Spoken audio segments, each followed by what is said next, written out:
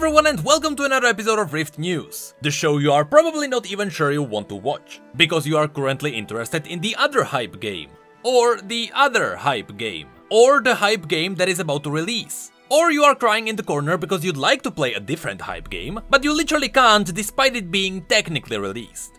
Regardless, don't worry, today we have a lot of interesting news to go through. So without further ado, let's get on it. First, let's go through what is happening in League, because there is a lot of it. On live servers, we are seeing the release of all the cosmic skins. We talked about these last time, so let me sum them all up with one sentence. There is a reason why the cosmic skins are popular. And don't forget that we also got the prestige edition of the Star Guardian Soraka. But with this massive dump, we also got the end of the year Blue Essence Emporium, which is open until the 14th of December. And as always, the main focus of this store is to go through all the Chroma Skins and see which ones you like. The rules remain the same as every year. Only the Chroma Skins that are more than 6 months old can be purchased with Blue Essence. This means that anything older than the 2020 High Noon skins is up in the store. But of course, besides the Chroma Skins, you are also able to purchase Earthwick, special random icons of different champions sorted by their regions, or you can straight up buy a gemstone. Now that's pretty much it for the live servers. But before we get away from that, we shouldn't forget that today, the Shadow Isles Cup is happening in Clash. So if you are interested in that, don't forget that the free agent option is a thing. So even if you don't have a team, you can still play. But now, let's move on to all the news up on PBE. The biggest new addition is the new champion, Rell. We have already made 2 videos talking about her, summarizing her lore and even the lore behind her voice lines. So instead of more lore, let's talk about her place in the game. Rell was designed as a tanky, anti-tank support, which means she will probably end up in the jungle. And as it is with pretty much every new champion, she brings something unique into the game. Although, just like Sett, she is quite simple to play. Her passive allows her to steal armor and magic resistance from any target she auto-attacks, and she can steal stats from multiple targets at once. Her Q makes her step forward with her lance, dealing a lot of damage to the first target and a bit less to everyone behind it. The unique thing about this ability is that it also instantly breaks all shields. So Rell is quite the counter to Janna or Lulu. Her W has 2 parts because it triggers her stances. If she is mounted, she leaps forwards, knocks everyone up, and she converts her horse into a massive shield. And if she is not mounted, she dashes forward, converts her armor into a horse, and her next auto attack deals bonus damage and flips the enemy behind her. And of course, while she's on a horse, she has a bit more movement speed. Her E gives one of her allies some resistances, but on the second cast, she can cancel that and stun everyone between her and her ally. As a nice bonus, while her E is active, her Q will heal her and her ally for every enemy hit with it. And finally, her ultimate is quite simple. She has an AoE Skarner ult. She creates a gravity field that sucks everyone towards her. However, it doesn't interrupt her enemies' actions, so they can still cast and channel their abilities, for example. Rell just kinda makes them skate around. Now after going through her abilities, I have to say, the first week of Blind Pick is going to be hilarious, because Rell is all about building up massive shields, but in a mirror match, these shields will be popped with her Q.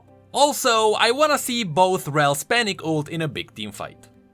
Of course, as it became a tradition with every new champion, Rell's release skin is part of a new skin line. And what a skin line it is! I know it's just a coincidence, but I'm glad the word simp became popular at the same time Riot released a female-only skin line. So, first of all, we have Battle Queen Rell. It's a skin that pretty much recolors her to more of a Demacian theme, and her abilities turn silver. Overall, it's not a skin that would drastically change her, because that's not what launch skins tend to do. After all, Rell is new to us. And so, the last thing Riot would want to do is to immediately give her a skin that changes her into something else. Still, it is a decent skin. Next we have Battle Queen Janna.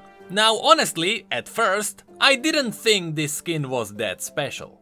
It just looked like a generic fairy-based Janna skin. You know, the kind that fits Eastern fantasy settings.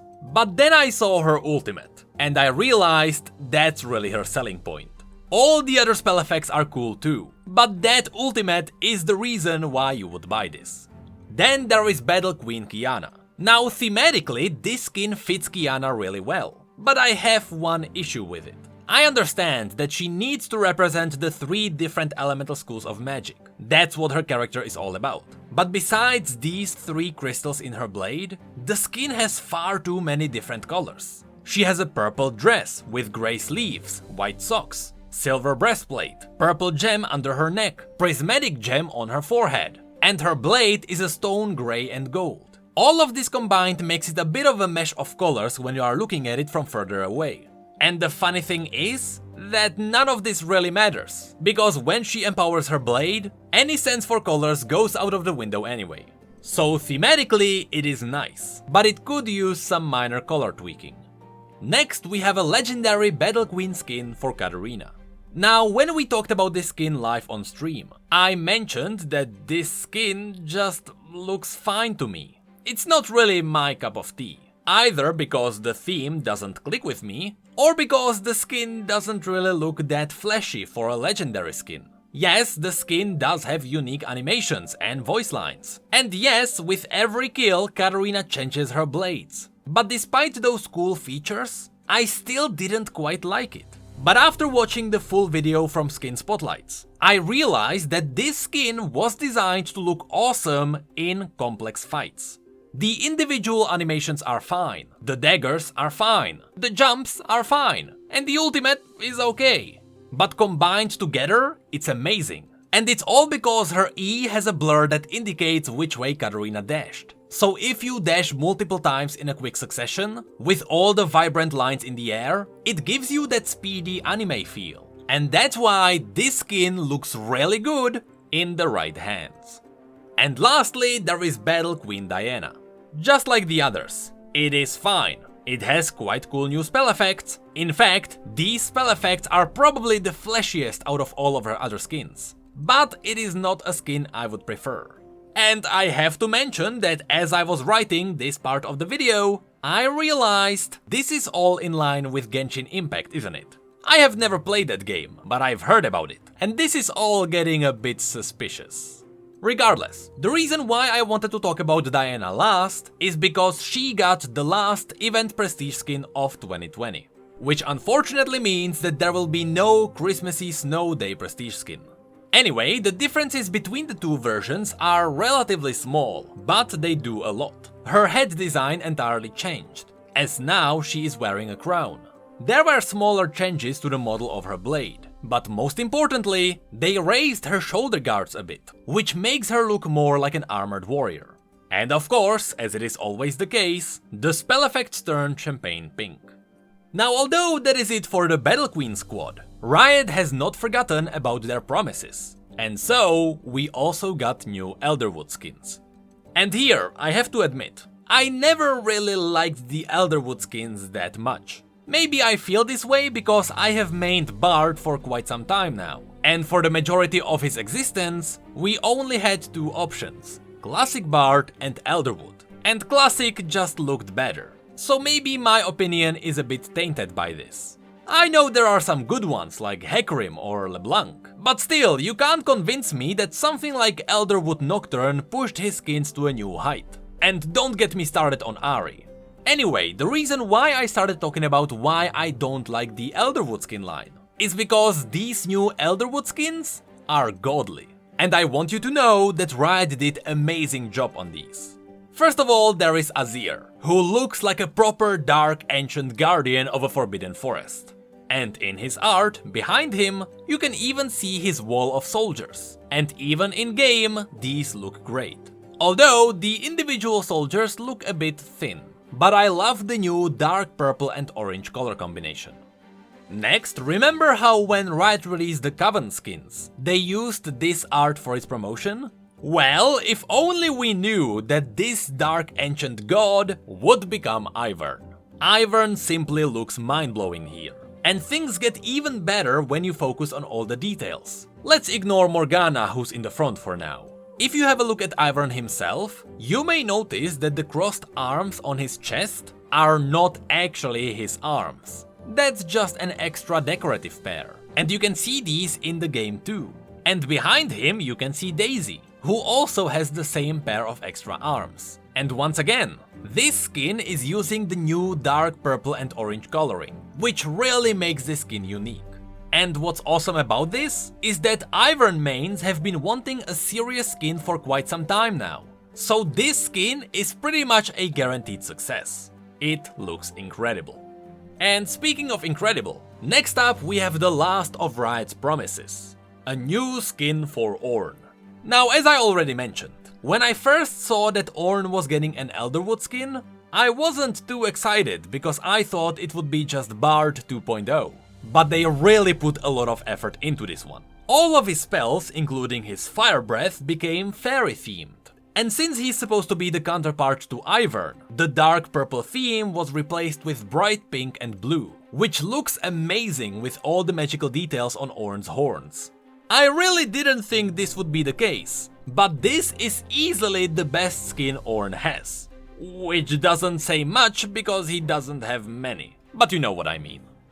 And lastly, we have Elderwood, Xayah and Rakan. Out of these, Xayah is a bit less impressive. Because yes, her spell effects are really awesome, but the coloring is really similar to the corrupted Star Guardian version. With that said, she has one amazing detail hidden on her which we need to talk about. The butterfly on her shoulder occasionally flaps its wings. But her counterpart, Rakan, is entirely unique. The green glow is awesome, the spell effects are awesome, and the theme fits him really well.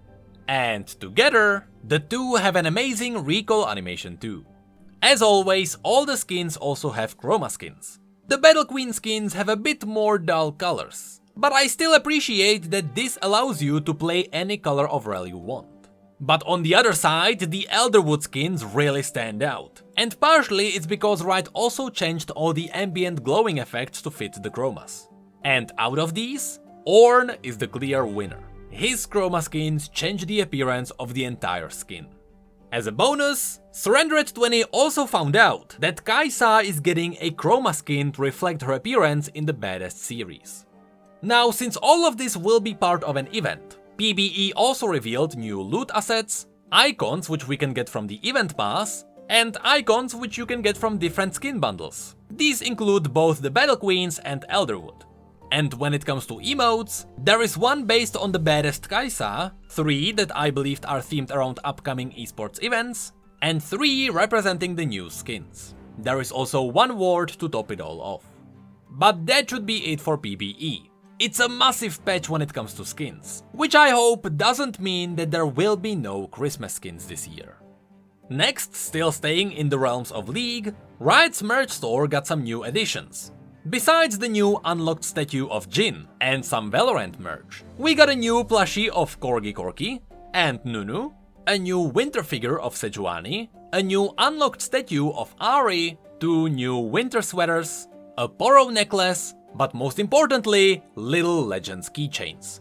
Originally, I thought that these would be random, and I was happy that we could actually do an IRL egg opening. But unfortunately, and fortunately at the same time, you actually get all 4 Little Legends together. Before we move away from League, there is one last thing we could mention. In China, we got a special promotion for Samira in the form of a short comic. Unfortunately, we didn't get an English version of this, but this is reflecting Samira's canon lore. Which means that for the first time, we can actually see what Captain Indari potentially looks like.